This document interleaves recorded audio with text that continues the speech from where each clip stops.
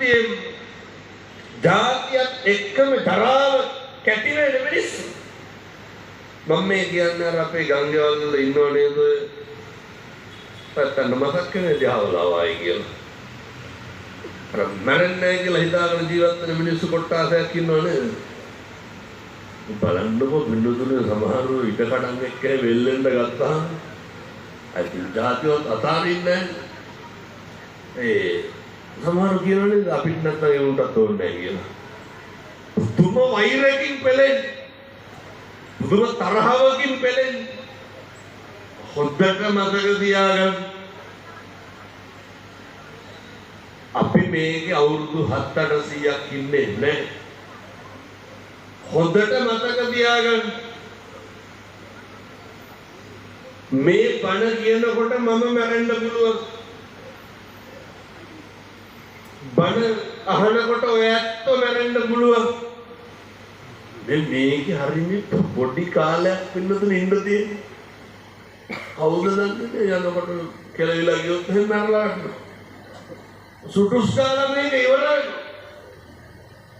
ඊළඟ තප්පරේ හරි අවිනිශ්චිතයි.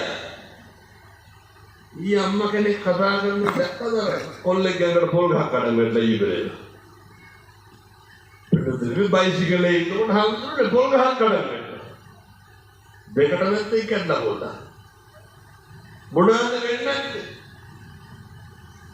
වෙලෝකේ ඕනම දෙයක් ඕනම විදිහකට වෙන්න පුළුවන්.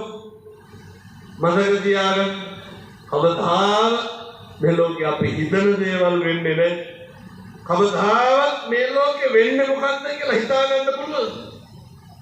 මේවා පින්නතුනේ හරි අවිනිශ්චිත ජීවිත. මේවා හරි අහම්බෙට යම් දේවල් සිද්ධ වෙන ජීවිත. මේ අවිනිශ්චිත කාල පරිච්ඡේදයේ තුල මේ ජීවිත කාලයේ තුල අපේ යුතුයකමක් තියෙනවා. පළවෙනි එක සබ්බ පාපස්සකරණ.